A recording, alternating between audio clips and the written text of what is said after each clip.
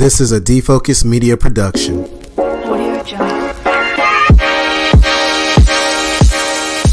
What's up, everyone? It's your favorite optometrist, Dr. Daryl Glover. And I'm Dr. Jennifer Lyerly, resident optometry nerd. And welcome to Defocus Media, optometry's #1 podcast, where we discuss the hottest topics, latest technology, eyewear, practice management, and more. So sit back, relax, and defocus.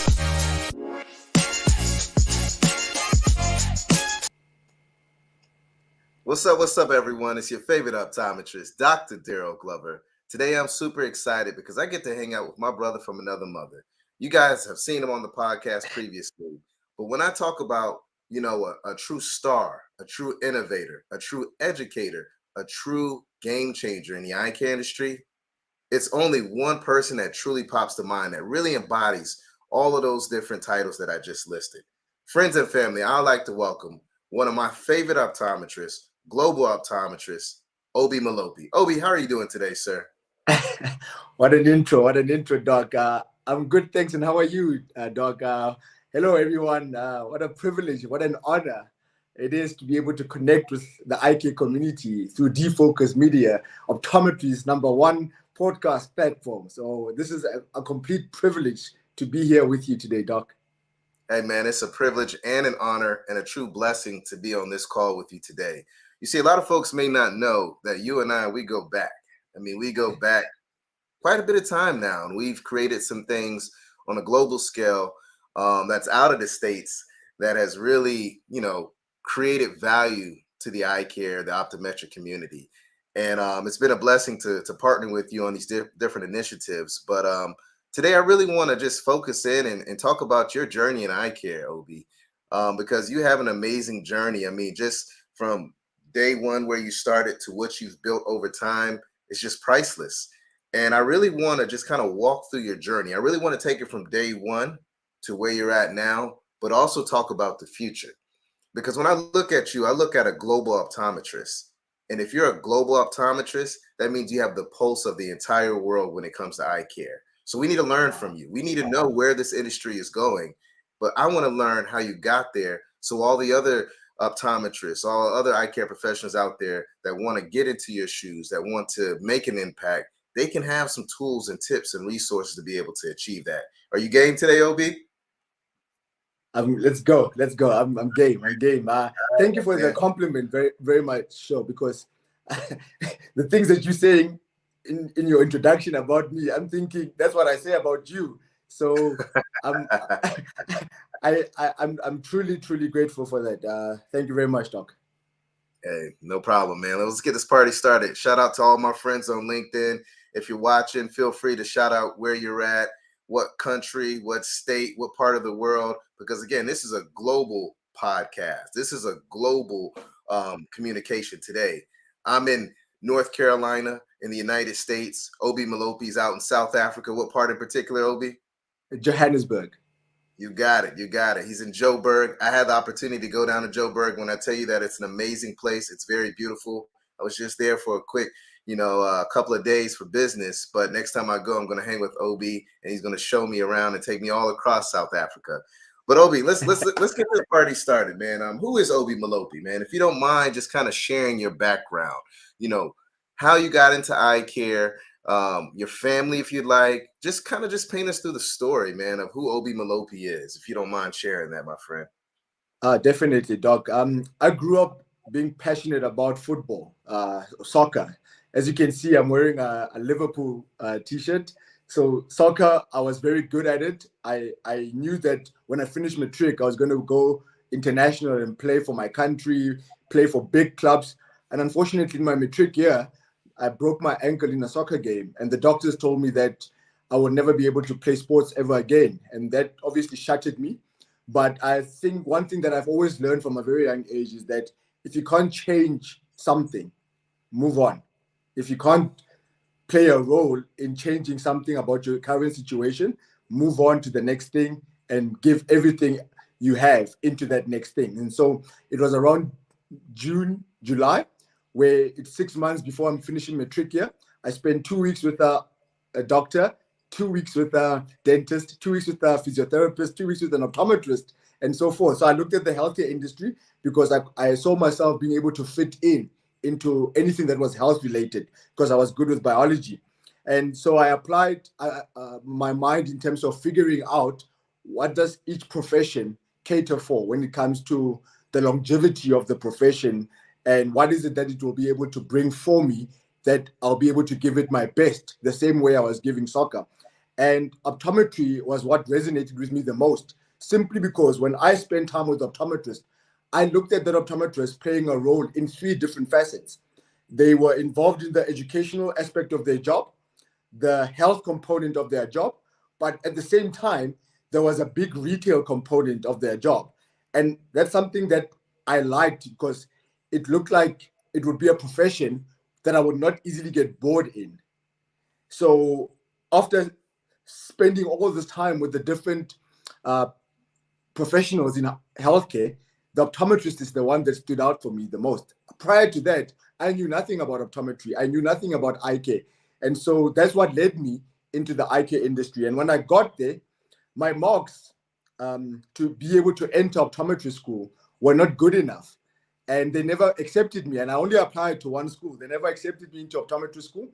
And 2 weeks leading up to the first day of class, I showed up at the HOD's office every single day, knocking on his office, and I asked him, "Can you please let me in? Can you please let me in? I've got no other option but optometry." And every day they kept on saying no. Every day they kept on saying no. And I said to him, "My marks might look like they're average, and that I will not make it in optometry. But one thing that you need to know about me is that whatever that I put my mind to, I'm going to excel in it, and I'll give it my every best." Because I learned, I was in grade 10, that being average is a sin. So that's how I've always looked at things, that average means that you're doing something wrong. So after 2 weeks of negotiating with the HOD, he eventually let me in. And I made a promise to him. I said, "I'm going to be the best optometrist in the world." And he laughed. And that's where my global focus then, I think, started. It started from way back then, just with my attitude in getting into the eye care industry. I went into the eye care industry knowing that I'm not like other students. I went into the eye care industry knowing that I'm a step behind them. So me being in the eye care industry as a student, I knew that whatever that I'm going to be able to do from that moment onwards had to be over and above what was the normal expectant way of doing things. I had to go beyond what was expected as a student. And so that's how my eye care journey began, Dr. Glover. Hey man, you know what? It's crazy. You tell me this story, you share this story, and believe it or not, our stories are very similar. When I first applied to optometry school, I applied to several schools and I did not get accepted. Wow. They told me I didn't have what it takes. My grades weren't up to par. My OAT, the optometry admissions test, it did not. It wasn't hitting right. They were like, "Nah, peace," right?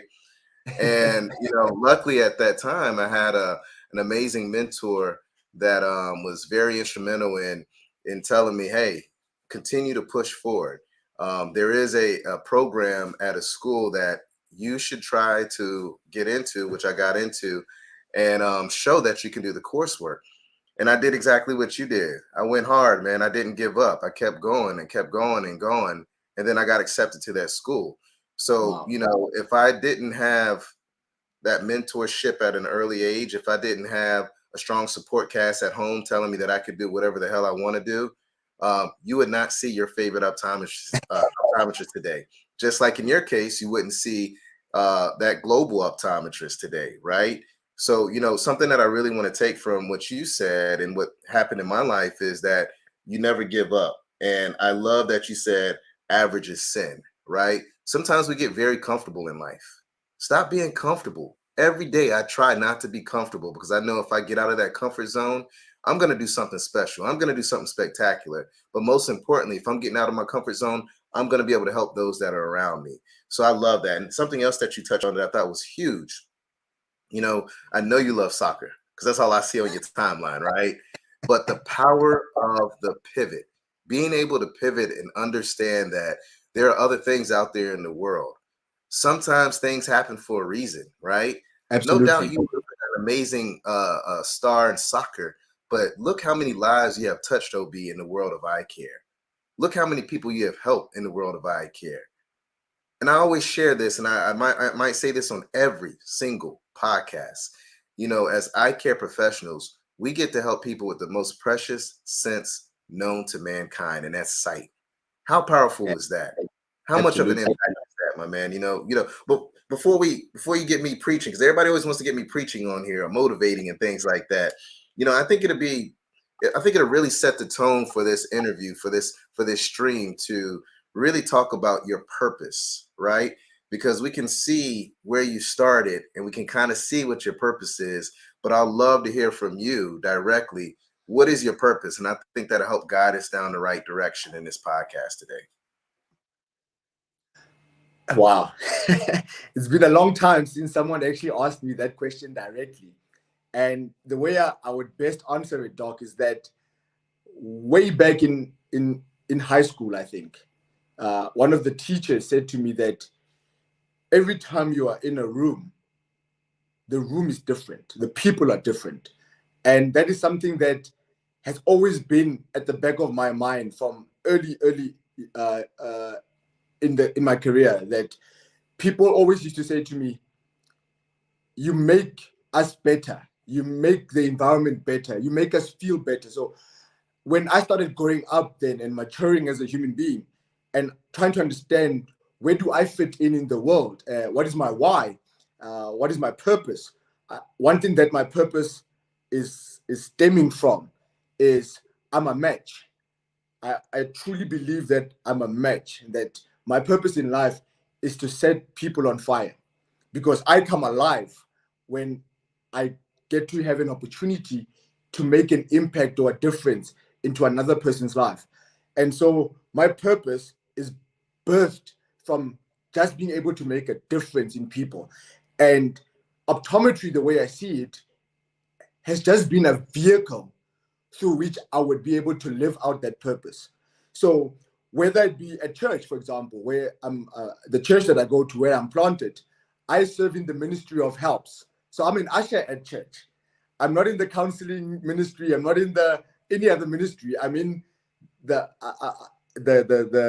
ushers. Yeah. That's where I feel like I can be able to talk, use my hands, use my time, in order to be able to make a difference in people in multiple ways or numerous ways at the same time. So when I looked at it in my eye care career, back in varsity, in optometry school, I was selling T-shirts, I was selling perfumes, I was creating one-page websites for other colleagues or other students. So I've always been involved in doing something for another human being. Yeah. So that I can make their life better. And it just so happened that optometry was the vehicle through which I can be able to do that on a broader and bigger scale. I would be in a meeting and people will ask me to say grace. I'll be at an environment where people will say, hey man, do you want to do the opening for us? So my purpose is literally tied up in being able to make a difference in people's lives. And so eye care for me is just a vehicle through which I can be able to make a difference in people. I never used to have it figured out, but I think I'm one of those people that whenever I get involved in something, I must go 200% all the way or don't get involved in it at all. So it's always that. It's always, can I make a difference into this person's life? Can I be able to make a difference in the environment? Would I be able to be a catalyst in this environment? And if the answer is yes, I give everything I have into that particular activity. And it even used to go into how I operate with regards to patient care. A lot of people don't know that I actually worked as an optometrist for a very long time. It's only recently when I stopped practicing as an optometrist. But some of my fondest memories in being an optometrist in the examination room, there are patients that walk in, been wearing glasses for 15, 20 years. But you sit down with the patient and you ask them, hey, how are you doing? How has been your journey with your eyes and your eyewear? And they tell you, I hate wearing glasses, but I don't have a choice in the matter because I can't see. What I would always respond in, you know what? I'm a believer. and in the Bible, I've read stories of people's eyesight being healed. Do you mind if I lay my hands on your eyes and pray for you? That's the type of optometrist that I've always prided myself or seen myself as, where I have not just been that type of person who just provides glasses or contact lenses or any other management style. My purpose is built into my identity to a point whereby I would pray for people in the examination room. And sometimes that's all that person needed in that particular moment in time. And you have a 30, 40-minute chat discussing their life, and they don't even have an opportunity to examine their eyes, and they leave and only make their eye appointment the following week. So for me, my purpose, Dr. Glover, is tied up in, can I make a difference in another human being's life? And if the answer is yes, I look at what tool or vehicle I'm able to do that through. And you're making a difference. You know, you're making a difference, right? But you figured out that yes, you can do it on a one-on-one level by seeing patients, but now you've elevated it and taken it to the next level, and you're educating eye care professionals by the masses, and you've touched so many people. So you've been able to figure out that cheat code of essentially duplicating yourself, replicating yourself, to make sure that you're making that impact, making sure that you are that catalyst, because you can't do it by yourself. It's a family, it's a team, it's a unit. Absolutely. It's a village. We have to do it together, and I love that you were able to accomplish that. And that's a perfect segue into moving forward, because when I see OB Malope, I see an educator, I see an innovator, I see a leader, and I see a global optometrist. And I really want to discuss your journey, and I really want to break down each and every one of these areas, OB. I really want to get into it, and I want to start off with the education piece, because you mentioned that earlier to me. You said, you figured out with eye care, education, health, and retail, that's the three segments that, create value for the patient, or that you see where there's an opportunity. But the first thing you mentioned was education. And I really want to talk about education before we get into the innovation, leadership, and becoming a global optometrist. So if you could just kind of tell me, why education? How did you know that this would elevate your career? Because you've written books, you do classes. I mean, let's kind of dive deep into that, OB. Thank you very much for the question, Dr. Glover. So, because I was not like your average student, there was no way I can be average. So from my first year of optometry school, I started attending optometry conferences, and I would go to these conferences, and I would be one of two students at the conference where everyone else is working already. And I started visiting conferences from my first year optometry school. Not only that, I started working as an eyewear consultant from my first year optometry school every weekend and every holiday. OB, and as a result, I see the smile on your face. You see this comment. For those that are listening to this on podcasts, iTunes, whatever it may be, this is also a visual live stream podcast. And my colleague, my friend Sebastian, that I met on one of these other platforms, he put on here, OB is the optometrist for the soul and for optometry. You're essentially the pulse of eye care, man. And Sebastian's not even an optometrist. He's a media guru, a marketing guru, especially when it comes to LinkedIn. I met him on Clubhouse. So, even outside of the industry, the people can see your passion. They can feel your passion, whatever you're speaking. So, if that's not, a check for you that, you have made it, man. You are impacting everyone. Not only inside the industry, but outside the industry. So I'm sorry for cutting you off, but I just that's cool. That's cool. Thank you very much, Sebastian. Thank you very much. So I used to travel to different optometry practices from my first year optometry school. So every holiday, I did not go back to the same optometry practice.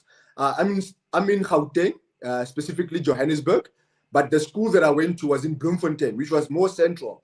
So every holiday, I looked at opportunities where I can work as an optometry student in different optometry practices. And I always used to carry around a notebook everywhere I went, because I realized that I have to learn what am I going to be experiencing as an optometrist one day, and not wait until I finish as a student. And one thing that I realized from my first year optometry school was that what we were being educated on, Doc, in the optometry school was not what the optometrists are doing in their practices. And so that stuck with me for a very long time, first year, second year, and third year. And in my third year, Dr. Dirk Boyson stood up in the class and asked us that question of how do you define optometry? And I said to him what I said to you. I said, optometry has the information that you have to know before the patient walks into the optometry practice, the information that you need to be able to apply in the examination room, and then you have to wear your sales hat when the person walks out of the examination room. And I realized that most practices struggle with implementing all three components at every single point in time. So then he said to me, Obi, if you can be able to have a business, this was 2006 in my third year optometry school. He said to me, Obi, if you can be able to have a business that can be able to teach people what you have just said, you will thrive and you will do well in that particular business. So for me, I knew that I struggle being in a contact lens lecture. I struggle being in a pathology lecture. I struggle being in a pediatric lecture. But I absolutely love pediatrics. I absolutely love contact lenses. I absolutely love pathology. So how can I bridge the gap for people that were just like me in terms of education? From an education point of view, you might not be able to be knowledgeable and apply yourself the same way that the other students can apply themselves, but you love being in practice, implementing the work. So the idea of simplifying complex content that we are all learning in optometry school started way back in 2006. And that's what led to that initial part of saying, wait a minute, how about you start writing books that will simplify all these complex matters or subject matters for the everyday optometrist who finishes optometry school, goes into the marketplace and thinks to themselves, wow, how do I apply all of this? So that's how the book strategy or approach started. I wanted to educate people that were going through optometry school struggling the same way I did. For in case you don't know, Dr. Glover, it took me 5.5 years to finish my 4-year degree. I failed my third year and I failed my fourth year again. And when I look at where I was failing not from the practical side, but from the theory side. So the books that I started writing, the content was built from the time I was in university. And I then spent all the years in practice fine-tuning what was difficult about the stuff that I was learning to make it simplified for the next generation of optometrists so that they don't have to go through what I went through. The final year optometry student can sit in their 4th year class learning from all that complex textbooks, but be able to pick up a Vision Straight book that simplifies all the difficult stuff that they're learning and be able to put them a step ahead of their classmates. So that's how I look at education. I look at education as something that is very, very important, but it needs to be simplified. You know why it needs to be simplified, Doc? Because when we sit in front of the patient does not care about our educational background. The patient cares about how do we understand their problem? Can they understand what we are talking to them about? Can we be able to communicate with them at their level? Can we be able to showcase what is it that they're going through, why they're going through what they're going through, and what is required for them to solve their particular problem? So then if you can't be able to do that, then all that education that you know means absolutely nothing to the patient. So for me, education was, how do I bridge the gap for the practitioner and the patient? And that's how that started, Doc. Yeah, I love that, OB. I really do, man. And when you think about what you just said, I mean, it's so powerful, right? Just sometimes we don't think about the patient. I know it sounds weird, but we don't think about the patient when they're in the exam room. We kind of go into that exam room and we look at the chart ahead of time and we already know what we want to say. But to your point, sometimes a patient just needs to have that conversation, right? As optometrists, we're not only eye care professionals, but we're also psychologists, right? Absolutely. We sit down, we have conversations with people, and we're there for them, right? We're leaders in our community. We show up for them when they need support. And sometimes we just have to, get out of our own way and just actually focus on the person that's in front of us. It's funny that you mentioned this stuff about, patient care. I actually had the opportunity to speak at Indiana University virtually this past Friday, and I gave a speech on how to really be successful in patient care. And the one thing that I stressed, OB, was that you have to understand the power of the doctor-patient relationship.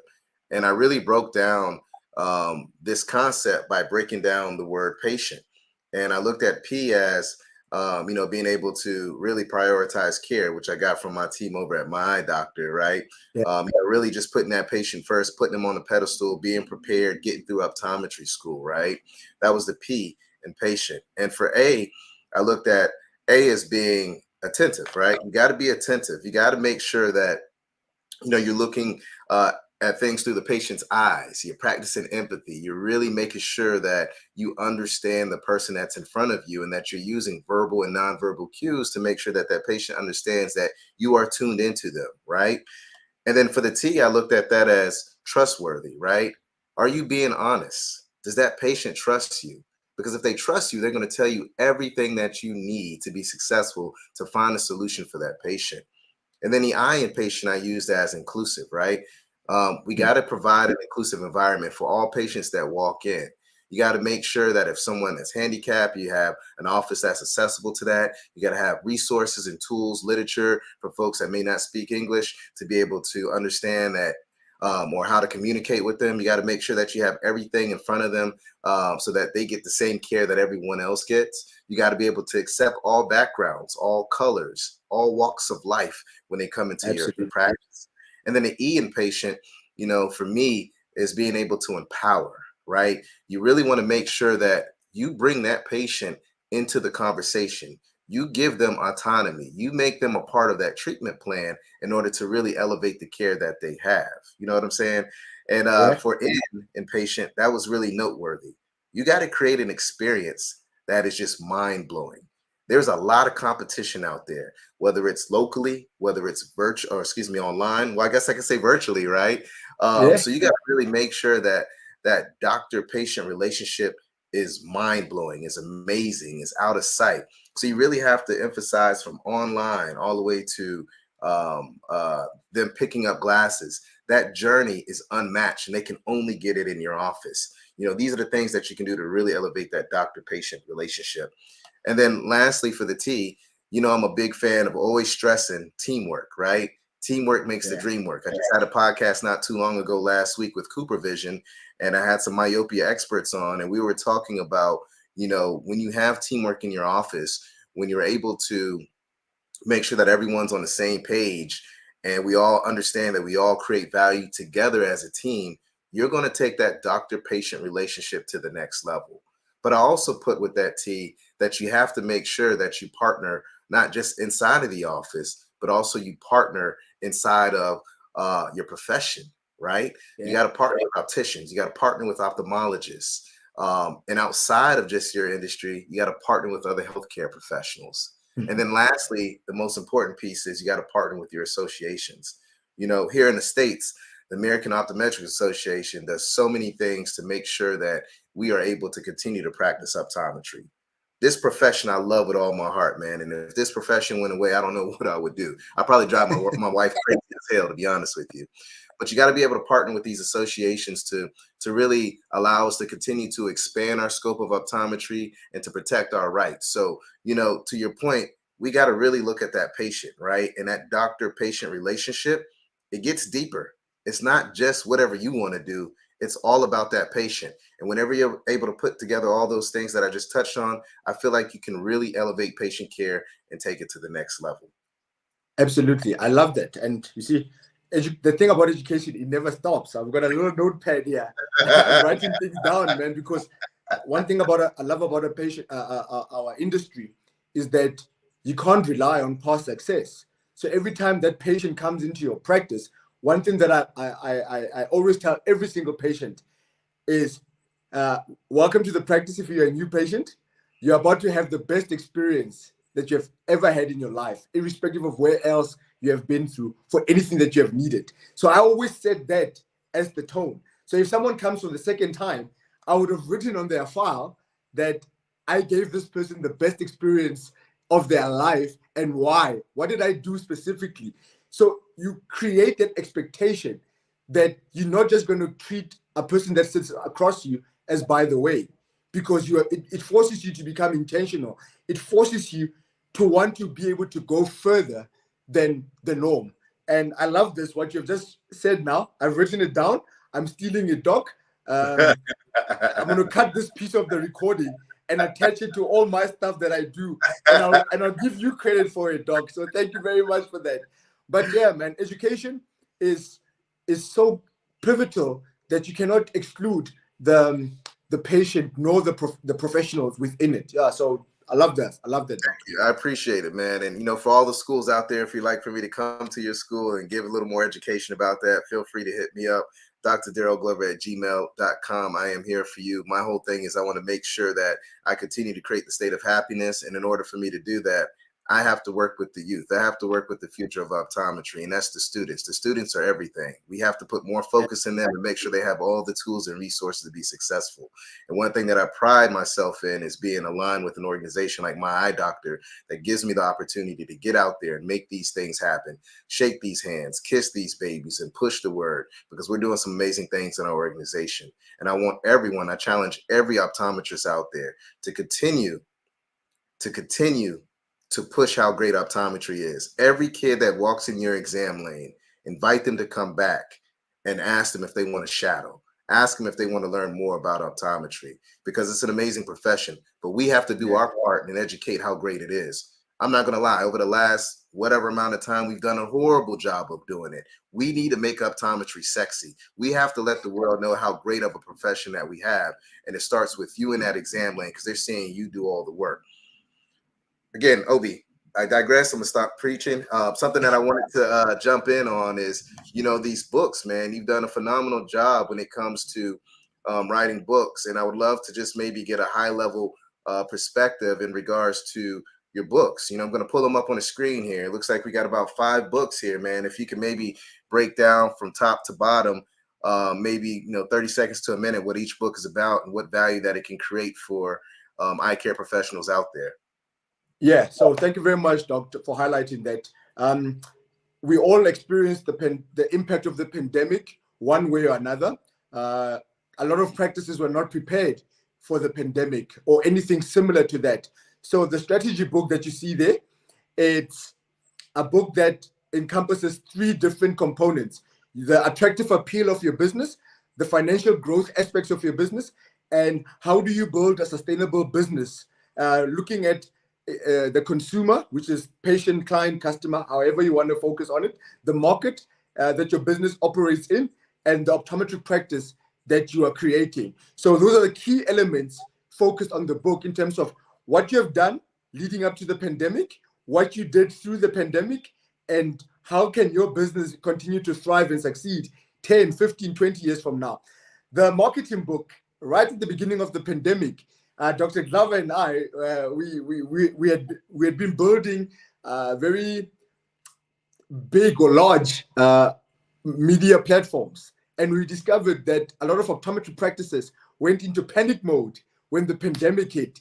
They realized that they had websites, they had brands, they had social media, but everything was all over the place. So the 2 of us collaborated, and we created a very practical tool where we focus on each and every single component of your marketing strategy, from a digital media and on a one-to-one marketing perspective, in terms of what is it that you need to be focused on from your optometric practice to continue to excel in this uncertain economic environments that we're all finding ourselves in. So the book is very practical. It touches on all things marketing. That was a book that I absolutely love doing with you, Dr. Darrell Glover, because and the nice thing about the book is that chapter 10, here we go, Doc. Chapter 10 is that we then featured a lot of other leaders in the eye care industry who have built incredible professional brands on their own, but at the same time, they've built incredible practices, and they've come together in one chapter 10, I think, where we hear from what the industry experts have have to say. And we feature people from Poland, Justina, people from the UK, people from here in Africa, to give us a broad perspective on what will make your optometric practice or your eye care practice thrive. Then the pathology book was written by and a fantastic optometrist here in South Africa, Marika Silius. She took the anterior segment and broke it down on what we as optometrists get to see on a day-to-day basis in optometric practices. And she took all the conditions that we can encounter from the anterior segment, and she broke it down in terms of what to look for, what it looks like that would be similar to it, how to manage it, how to follow up on it. So it's a very practical book. It's a conditioner page. And that's definitely a book that all optometrists should consider getting. And for me, you mentioned, Dr. Glover, that we can't build extraordinary practices without our teams. Our teams are the catalysts in our businesses. The people, our staff, they're the most valuable resource that we have at our disposal. So the Vision Straight's Practical Guide for Optometric Staff is a book that was written for optometric staff so that we can unlock the full potential that exists in them in order for them to elevate our practices to the next level. And the book at the bottom there, that was our very first baby, Vision Straight's Business Guide for Optometry Practices. How I came about writing this book, I realized that leadership is at the essence of everything. Everything rises and falls on leadership. So in the Business Guide for Optometrists, we focus on key elements of leadership from an optometric point of view. As the leadership goes, so does the rest of the team. And so we highlight key leadership principles that optometric business owners need in order to structure their businesses around. And that was our first book in 2016. And yeah, that's basically the history behind the book. And yeah, I'm super grateful for all the people that have been supporting us in making sure that these books are available to the global eye care community. There's a lot of sponsors, a lot of corporates that have come on board in seeing the value of why industry leaders, professionals in our industry, students need to get a copy of our books. Hey, man, I love it. And I think you've done a fantastic job. I mean, I have your books and I've read through them. And the one thing I love is that it's in a language that I can understand. And I know that was intentional because of what you experienced in school, right? Yeah. And the thing is that I love is that you captured something that everybody thought, but no one was vocal about, right? So now you have a platform, a book or books that people can go and read and continue to become great eye care professionals because it's easy to digest, and that's what's needed. Now, something that I want to pivot to, and this was a part of the main things that I wanted to touch on today, is leadership. You mentioned leadership, a minute ago, and you're a leader, OB. I mean, it's no doubt about it.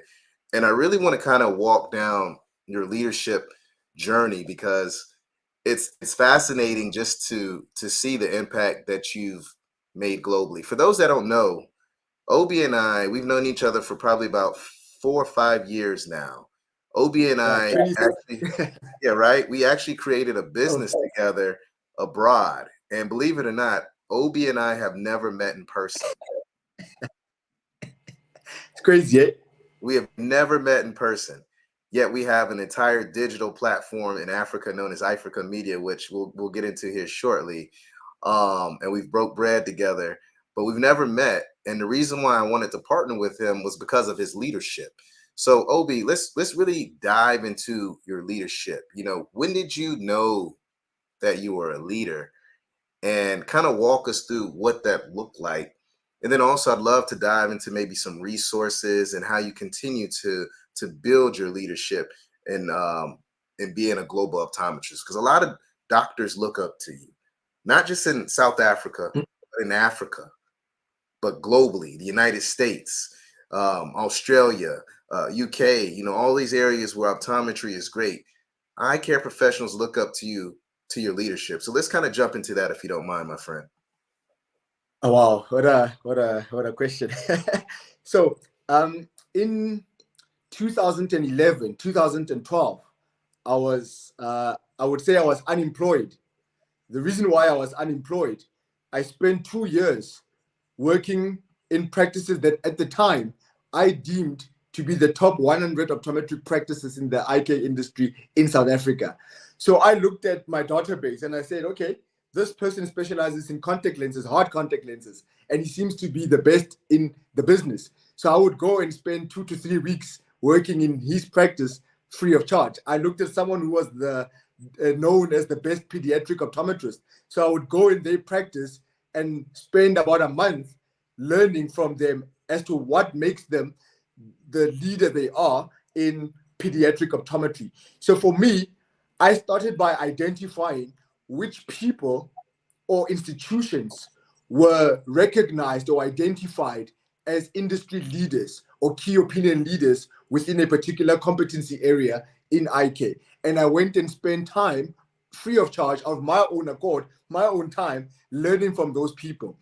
And I started just taking notes in terms of how can we have more people doing that which that person was already doing? How can we make sure that what this person has managed to build, we can have 100 other people do the same thing or go further than what that person has already done? So for me, Right. I looked at leadership from how can we bring the ladder down? How can we create a space for the people that are already at the top of their game to reach more people? And I realized that what was a hindrance to a lot of people in the eye care industry was access. Remember 2011, 2012, there wasn't social media the way it is right now. There wasn't websites that existed the way they do it right now. There wasn't YouTube that was as popular today as back then. LinkedIn, I was not even on LinkedIn in 2012, you know? So I just looked at leadership as we have a lot of industry greats who are limited to their small community and are not willing to come down and reach the next generation. And I realized that I don't want to be a person who identifies a problem and not do something about it. So I raised my hand, Dr. Glover. I said, let me be the bridge between those people that are already miles ahead and the next generation. And whatever else that I do, it has to be going through me. And that's how I approach leadership. And it's the whole thing about leadership is empower people, like you said, but through empowering people, you need to give them the tools that enable them to go beyond their comfort zone, that enable them to go beyond what the previous generation has been able to do. And that comes at a price, that comes at a cost, because how do you then, especially in South Africa, where we've got multiple cultures, multiple religions, multiple ethnic backgrounds, how do you ensure that each dynamic group can be able to benefit from what you're trying to build? And that, unfortunately, has not been an easy road. And I realized that for me to be able to build trust with the eye care community, for me to be able to show people that, hey, you can work with me like you and I are working, I had to first put in the work that people can be able to have tangible tools in their hands, hence the books. The books was my introduction in showing credibility for the eye care industry. So I talk a lot about identifying the need for the books at a student level, but I never wrote the books for students.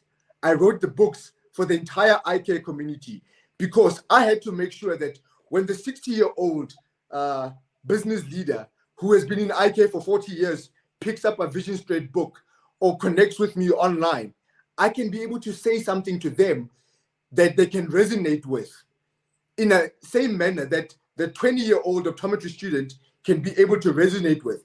So what I went and did beyond the books, I submit speaking abstracts to every single conference that I can think of, even in countries that don't even speak English. I would write abstracts and send 3 or 5 abstracts to each and every single conference that exists in the world. How many rejection letters do you keep getting? More than the acceptance letters.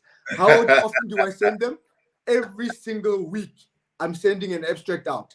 Every single week, I'm writing a blog. I'm writing an article. I'm writing something that I'm sending to organizations, institutions, and it's all focused on a particular problem area that I've identified in eye care and that I want to talk about.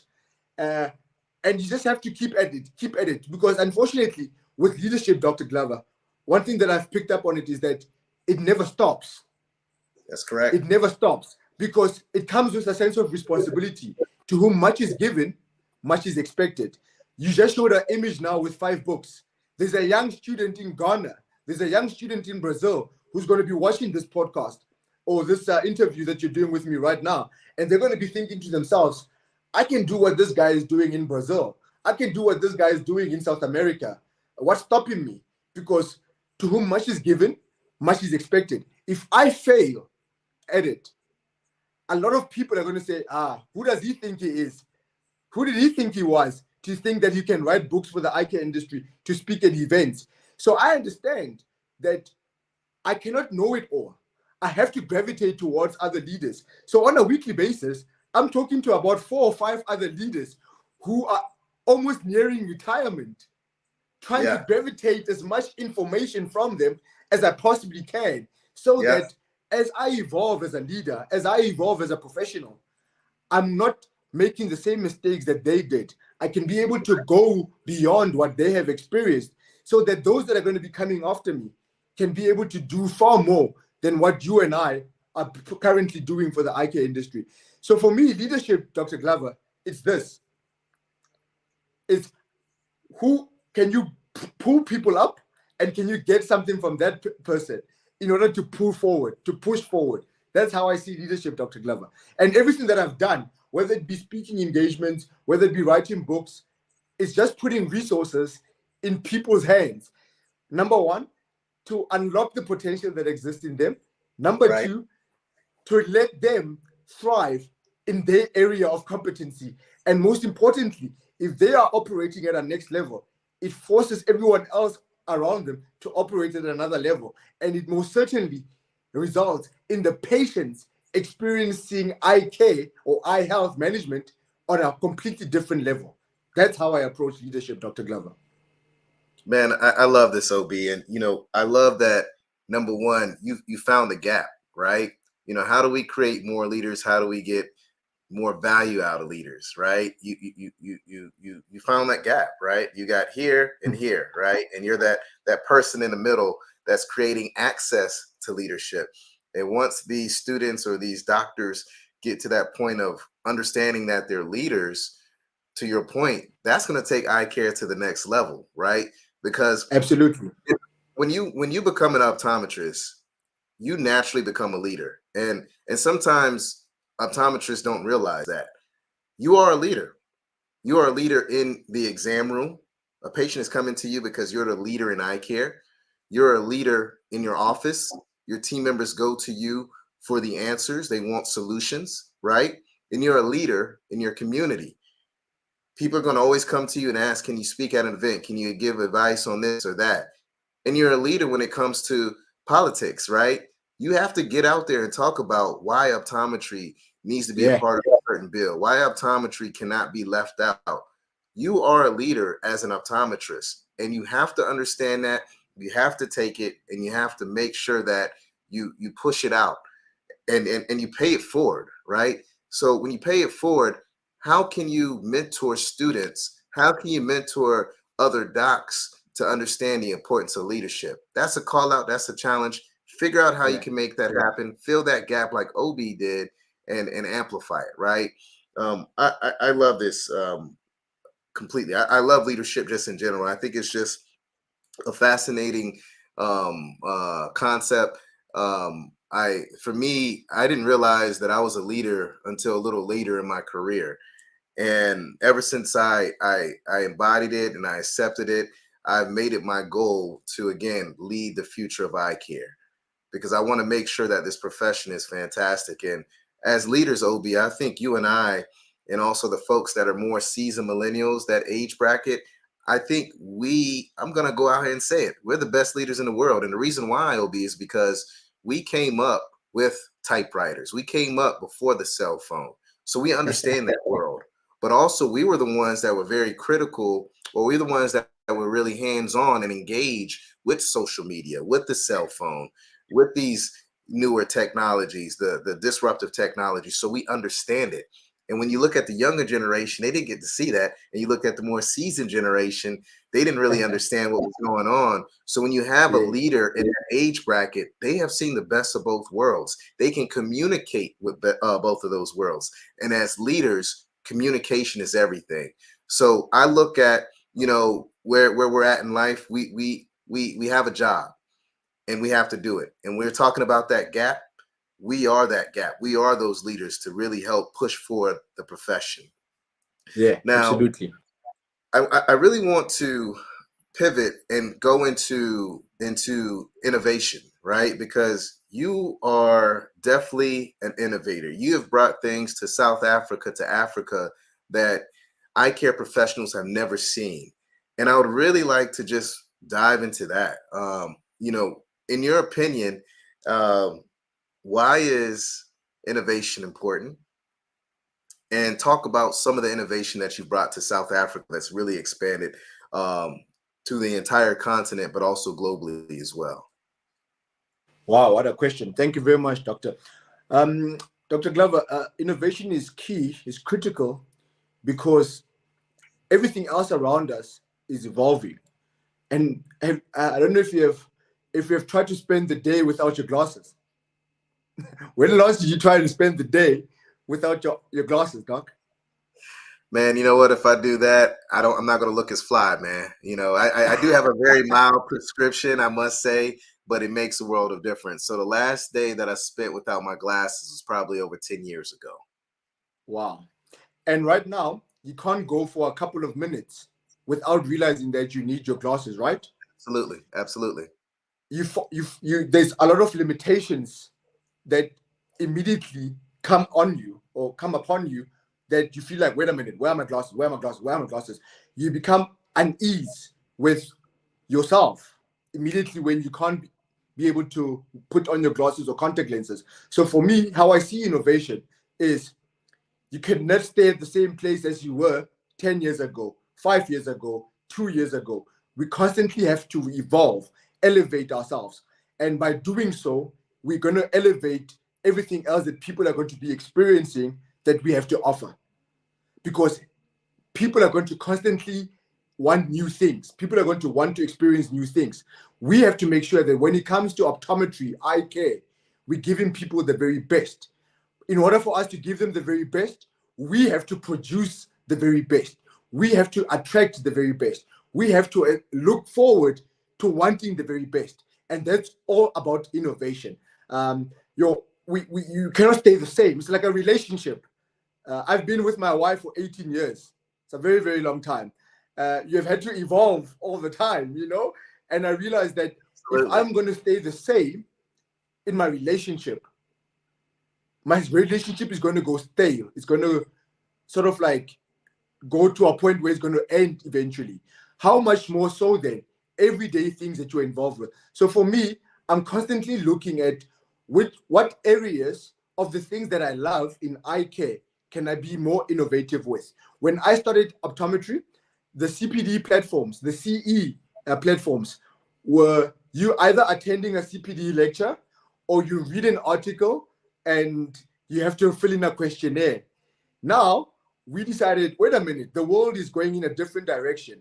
Why can't you make the article into a video format where someone is looking at a video of a CE lecture of something that is from someone who's talking about something that is practically happening in practice, and you're learning from someone who is in practice doing exactly what you are doing from a different country?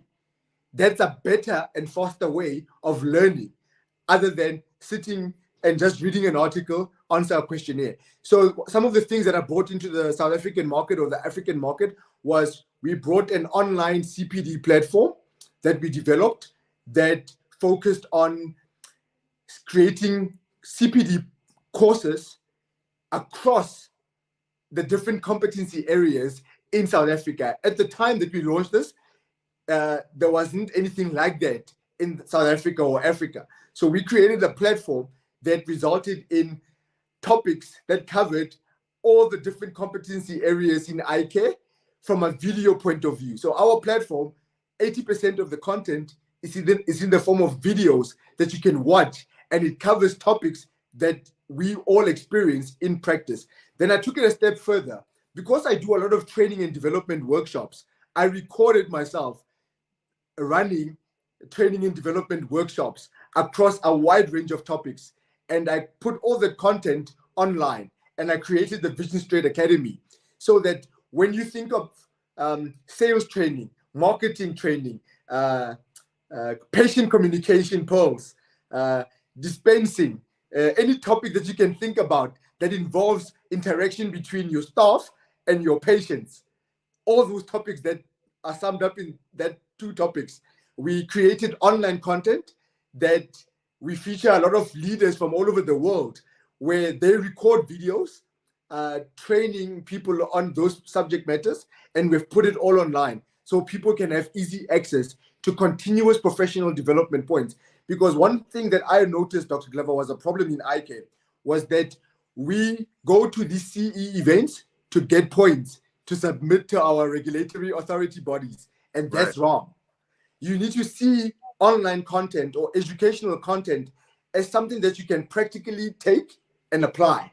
Yes. The point should be a byproduct of what you are gaining to be able to implement in your practice. And that's how we look at innovation. We just don't create courses for people to have their CPD points and submit to their regulatory bodies. We want to put a different way of thinking in people's minds, so that when they're sitting in front of the patient, they are looking at their patient as, wait a minute, this person has multiple genes. This person has multiple shoes. This person does not only have one set of clothing items. Why is it that they only have one pair of glasses?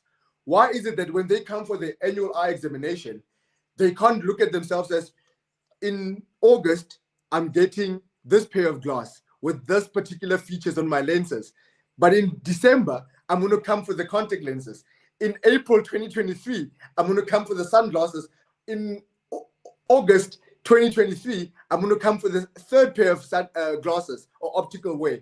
So for me, we create content that enables the staff members and the optometry professionals to be empowered, so that they can provide optometry patients with solutions that elevate their visual experience, their visual performance, and not just seeing a patient as someone who needs a pair of glasses, but someone who actually needs continuous solutions that elevate how they experience the eyewear environment or visual environment. So everything that we do from an innovation point of view is, does it elevate the profession? Does it elevate the individual? Does it take the patient experience to another level? Then we go and do it. That's how I approach innovation, Doctor.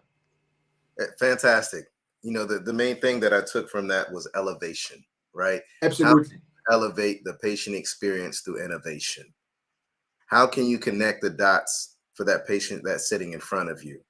How can you educate them that you're finding a solution for them to make their life better, right? OB, I have this conversation with students all the time. I have this conversation with new docs all the time.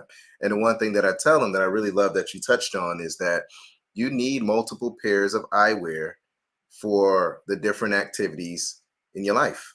I prescribe per lifestyle, right? I always use this whenever I'm talking to my patients, and some of my patients may be listening to this because they follow me on LinkedIn and different social media platforms.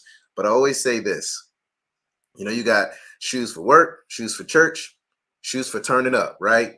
It's the same thing with the eyewear. You got glasses for work, for church, and for turning up. They're all different glasses, and you have to look at what activity you're doing with your lifestyle. And it's my job to prescribe a solution for you to accommodate that lifestyle, to make sure that you're elevating that experience, right? I think sometimes as eye care professionals, we get so transactional that we forget that we are really more relational, right? And to build that relation, you really have to do digging in regards to that patient's lifestyle and understand that patient. But the only way you're going to be able to do that is if you actually connect with them on a personal level. And when you're able to connect with them on a personal level and develop that relationship, then you can truly elevate that experience, because they're going to tell you everything that you need to know to give them the solution to elevate their life. Now, they may also add in all the drama that they hear at work, the drama at home, so and so dating this person and that, which, I take a little bit of that because my wife loves reality TV, and sometimes I get reality TV in my office, right?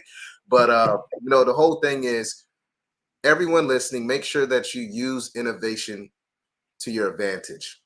Yeah. Patients are coming to you because they want the best products, the best innovation to elevate their lifestyle.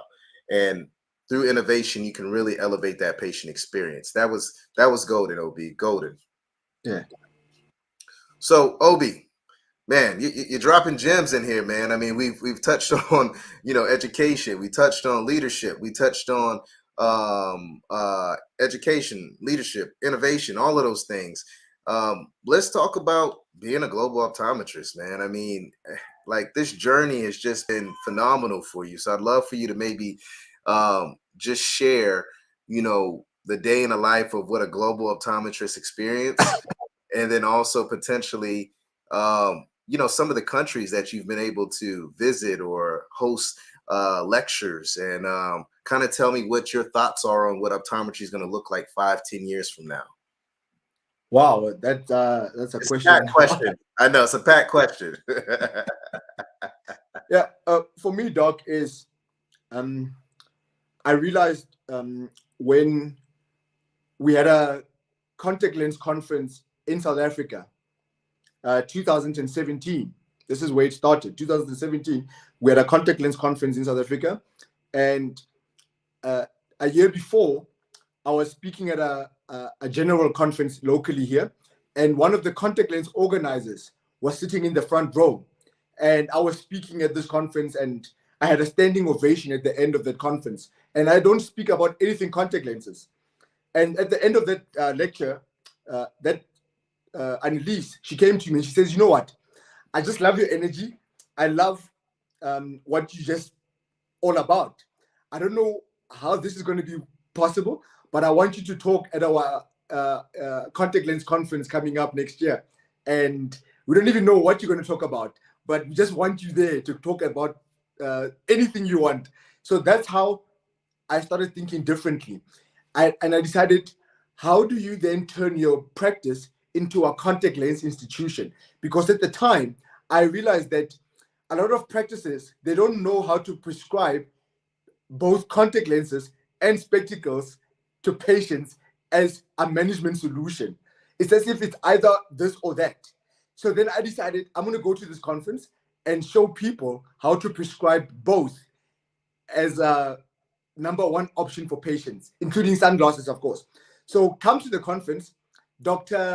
Professor Nicholas Rumney from the UK was sitting in the lecture, minding his own business on his cell phone and thinking to himself, who is this young man who does not even practice specialty contact lenses? What is he going to be saying to us or to me that I've never heard before? That was his approach. Clearly, So he didn't know who OB Malope was at that moment. I'm pretty sure now he has you on speed dial and he's calling you for advice and tips to take to the next level. So anyway, let me fast track the story quickly.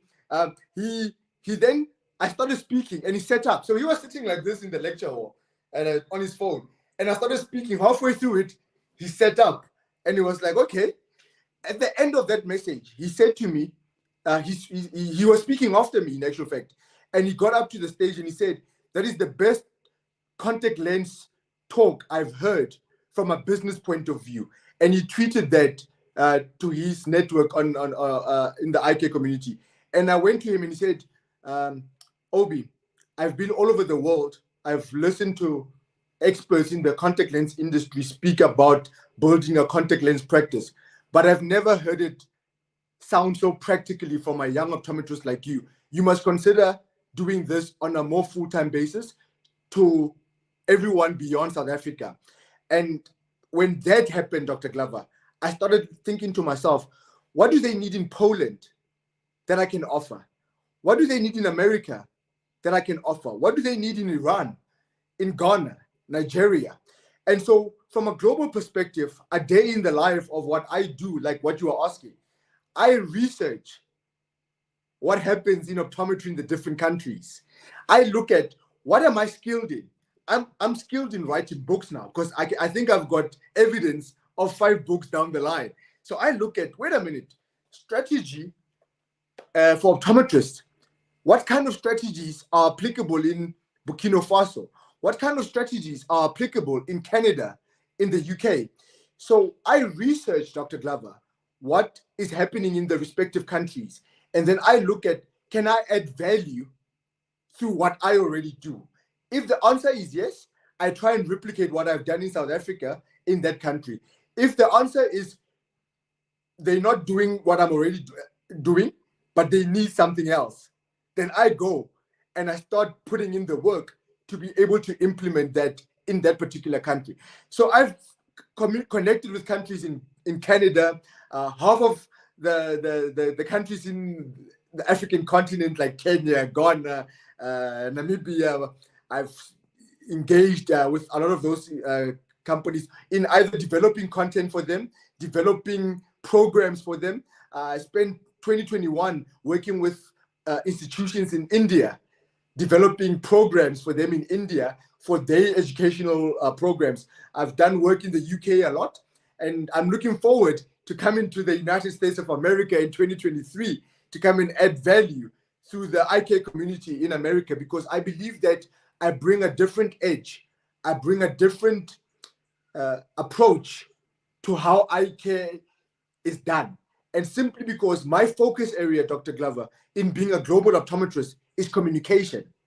I've learned that the patient should be at the heart of everything that we do. And if you understand the patient, you have to understand that the 50-year-old Indian patient responds differently from the 23-year-old Caucasian male who comes from a wealthy family compared to the 46-year-old Asian lady who comes from a semi well-off family or not so well-off family. Each and all of these patients respond differently to different communication tools. But at the heart of it all is patient care. Yeah. Do you really care for that patient that's in front of you? Yeah. And so I've built up a wealth of resources, tools, programs that focus on patient care and how we should be communicating with patients in the different categories that I can list. And so that's what I specialize in. I found my niche. My niche is communication. I know how to make a patient feel like the most important patient to walk into the examination room. Amen. And my focus is that patient. And immediately when they leave and the next one comes in, I make that one feel exactly the same way. And you took the title first, so I can't take the same title, the favorite optometrist. But I want to be known as the most caring optometrist. The most caring optometrist. So if I can go all over the world and educate people on what can unlock that particular optometrist in being the best at what they do, so that they can give the patient the very best that they deserve, then I've done my job. And that's how I approach being a global optometrist, Dr. Glover.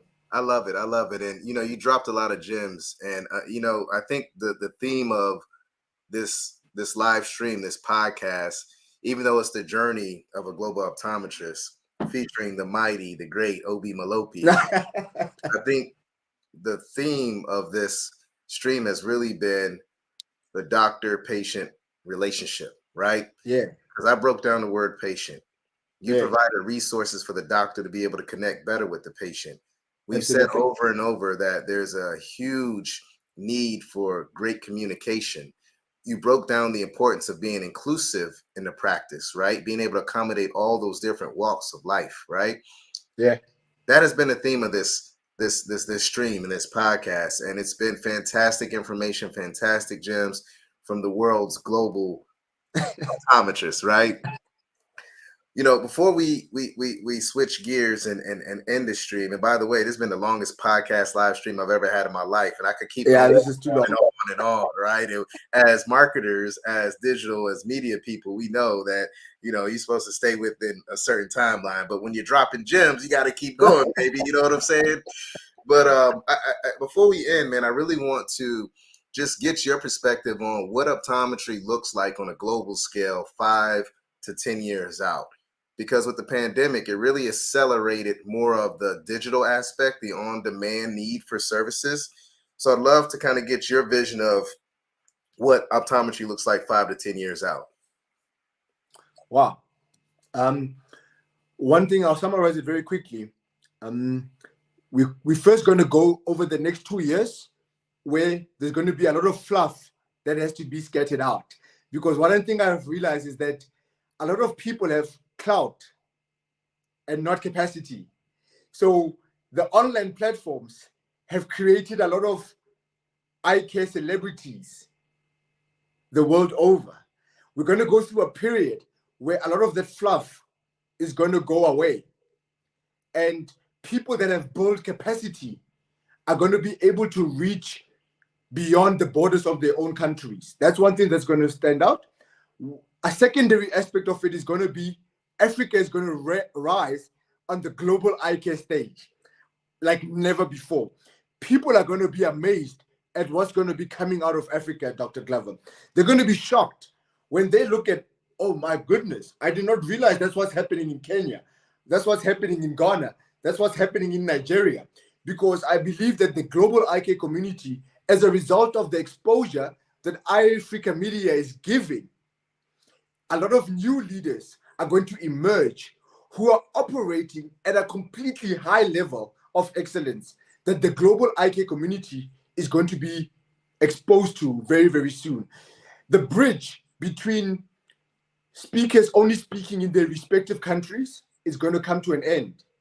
More speakers are going to come across the different borders. You're going to see a lot of the likes of Dr. Daryl Glover, the likes of Dr. Essence Johnsons, the Jennifer Chins of this world, the Jennifer Lileys of this world. They're going to find them speaking in countries that they never imagined themselves speaking in, on topics that are relevant to eye care globally. So I believe that the eye care community is going to be made smaller. And it means that organizations have to step up. Organizations that have been dependent on their legacies for 10 to 20 years behind us are going to realize that, wait a minute, we have been average for a very, very long time. New entrants into the market are coming who are bringing a new flavor to how things are done. And that's what I believe is going to be happening in the next 5 years, actually, in the eye care industry. The industry is going to be made smaller. Africa is going to be recognized as a global player on the eye care industry, and more leaders are going to be speaking across borders like never before on topics that are relevant to what's happening in eye care right now. That's what I believe is going to be happening, Dr. Glover. And African media is going to be one of the biggest media players in the global eye care landscape, because Africa is an emerging market. More companies are realizing that for them to be able to grow to the next level, they need to come to the continent of Africa. The people in Africa are realizing that, wait a minute, what we have to offer is bigger than what the world has. So as both sides are happening, African media, I believe, is going to play that bridge that I mentioned earlier on. And I hope that more players will come into the industry here in Africa from a media point of view, because that will elevate the standard of communication, the standard of media and marketing on a different level altogether, Dr. Glover. Fantastic, Obi, fantastic. And, you know, the one thing that I love that you're really saying is that we're going to prepare and produce a more inclusive eye care industry, right? Yeah. Start talking about bringing folks from different countries and everyone collaborating and working together. That's different thoughts. That's different mindsets. That's different education. That's different ways of doing things. But at the end of the day, that's going to create a better patient experience, a better doctor-patient relationship. It's going to elevate eye care. And I love it. And when you take that same concept, that same mindset, and you sprinkle in all the technology that's going to come along with it, and we got something exciting ahead of us. And I'm super excited to be able to partner with you on Africa Media, but also to partner with you to continue to spread the word, to continue to spread the gospel of how great optometry is, and to continue to lead this industry and find new leaders and give them opportunities to share their story. And I'm going to continue doing that on my own on Defocus Media. And I know you're going to continue to partner with me to do it on Africa Media. And we're just going to make this industry great. But it takes a team, it takes a family, it takes a village. So anyone that wants to be a part of this movement, feel free to reach out to OB and I. We are here for you. We're here for the industry. We want to see our industry continue to thrive and grow. Again, we got the best profession in the world. Let's act like it. Let's own it. Yeah. Let's take healthcare to the next level, folks. Obi, this has been fantastic, man. I don't even want to end this, but I know I have to end this. But I have some exciting news that I love to share. OB Malope, the Global Optometrist, is joining the Defocus Media family. He will have his own podcast on the network. It's a masterclass series. And OB, if you don't mind, just really kind of sharing what that looks like, because you've already created some amazing content. You've had some great guests on there, like Dr. Adam Ramsey and some other folks. So if you don't mind, maybe giving an overview of what that podcast is going to look like and what kind of value it's going to create to other eye care professionals out there as well. My passion is to see optometry industry, or the eye care industry, operating at the highest level of excellence and transformation. And what we have been doing with, or what we're going to be doing with the masterclass series, through my network, Dr. Glover, of having the privilege and the opportunity of connecting with different leaders from all over the world. We are featuring leaders who are operating at a completely high level of excellence, and we're bringing them onto the platform so that they can be able to showcase the practical steps of what it takes to be able to build incredible brands, incredible organizations that are long-lasting, that are going beyond year 5, year 10, year 15, year 20, year 30, and that are producing other leaders beyond what those respective leaders have done themselves. And so the masterclass series is showcasing the hard work that no one ever talks about in eye care, the unseen work that many leaders don't get to see, that people have had to go through in order to reach the pivotal points in their careers. So we are featuring leaders who have excelled exceptionally so in getting to the level that they have reached. So the masterclass series on the Defocus Media platform is going to be a global hub, where we're going to be seeing people that have done exceptional things from all over the world coming onto the platform to share their stories on what it has taken them to be able to get to where they are, and the sacrifices that they have made and gone through in order to reach those milestones in their lives, Doctor. So I'm super excited. It's really changed my life over some of the few people that we have been able to connect with, because they get to share pearls of wisdom that no one knew about them, but that are transforming people's lives as a result of the testimonies that we are receiving from those podcasts and so forth, Dr. Glover. Fantastic. And that's going to kick off September 2022. So make sure you come in. We're on every platform out there: iTunes, Google, Stitcher, Amazon, whatever you can think of. We're on that platform. We are Optometry's #1 podcast, and we have the best podcasters in the world. Shout out to Dr. Levens, Chris Levens. Shout out to Dr. Kate Ham, Dr. Rachel Simpson. Shout out to Dr. Harbir Sayan. These are part of our team members. Shout out to one of my favorite optometrists, Dr. Jennifer Lyerly. Defocus Media would not be anything without Dr. Lyerly and myself.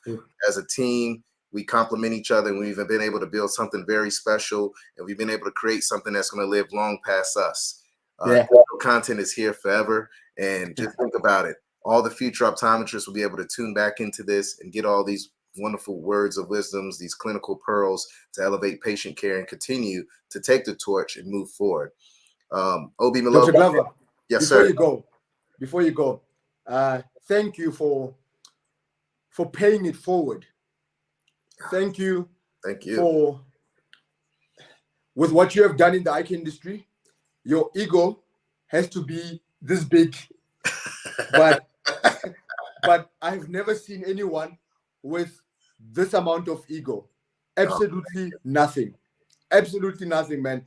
The amount of people that you put on, the sacrifice that you have done for the eye care industry, I need to write a book about Dr. Glover. It will be Vision Space Guide to the world of Dr. Glover. That's the title of the book. It's going to come.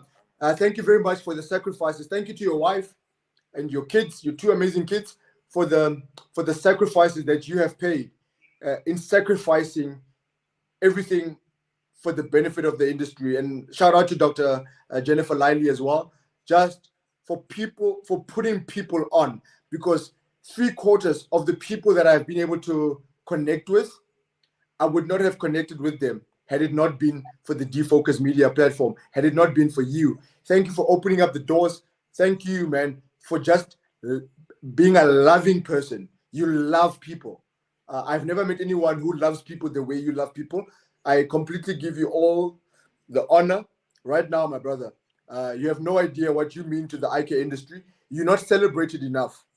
Honestly speaking, you're not celebrated enough. People don't understand what it takes for a person to be in your position and not take any credit at all for some of the superstars that we get to shine and embrace as a result of you and Dr. Jennifer Lively. So, man, I'm super excited to be part of your guys' network. I'm super privileged to call you my friend and my brother. Man, you have no idea how you have shaped my eye care journey. Every opportunity I get to do an interview with any organization or any person, I don't miss out an opportunity to just talk about your mentorship and your leadership in my life. Wow. Man, I love you, man. And I know that the industry all over the world has got no idea what you do for them on a big scale. And it's only the beginning. You have not even scratched the surface of what you're capable of. And now I pray that God puts you on a whole nother dimension, because what he wants to do in your life, man, is bigger than what you can even imagine. So may God continue to bless you and protect your family, so that the work that you are looking forward to doing, that you're consistently doing, can expand beyond your reach, man.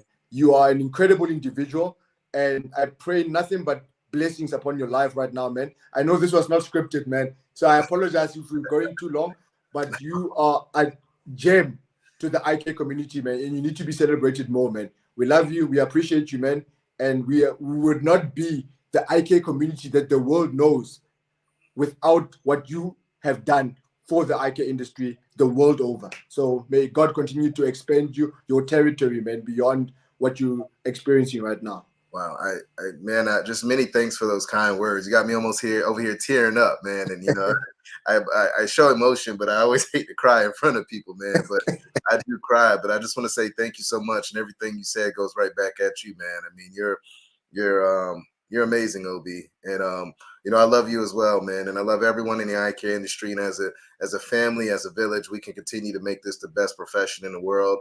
For all those out there that want to get to know OB better, you know, follow him on all social media platforms. OB Malope, that's OB Malope. That's Facebook, Instagram, LinkedIn. Be sure to follow him. He is dropping some amazing content. He is truly the connection to the world for optometry. Anything that goes into Africa, you need to go through him if you want it to be effective. Thank you again, OB. It's your favorite optometrist, Dr. Daryl Glover. Everyone stay healthy, positive, and blessed. And until next time, peace. All right, colleagues, and it's a wrap. Thank you dearly for hanging out with the Defocus Media team. We hope truly something resonated with you. And if it did, be sure to give us 5 stars and make sure you follow us on all social media platforms: Facebook, Instagram, Twitter, LinkedIn, you named it. And our handle is at Defocus Media on all platforms. And until next time, be sure to keep it 2020, and we look